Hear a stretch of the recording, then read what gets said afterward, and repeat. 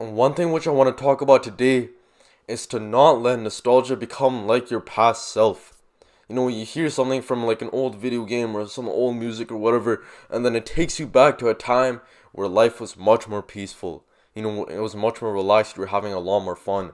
And that might have been your childhood. But you have to recognize that you can't not be emotional and you cannot go back to that time. Because chances are you were being much more unproductive in that time, and chances are is that you could afford doing that kind of stuff, right? A lot of this stuff is from your childhood, right?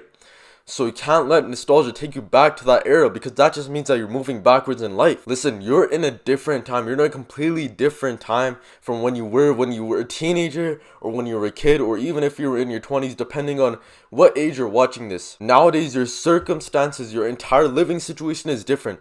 You cannot afford to go back to that old age just because some kind of music played in your head or whatever, since you saw some video or something like that that made you feel nostalgic or whatever, right?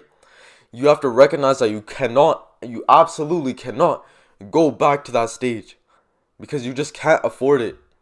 The responsibilities, the stakes are completely higher. And the reason as to why I'm saying this is because so many people, including me, I'm not even lying, bro, including me, I have fallen into this trap before. The trap of nostalgia. You see something that's nostalgic, it triggers a feeling in your brain, and then you go back to it, and then you get addicted to it again, but you cannot afford it, bro.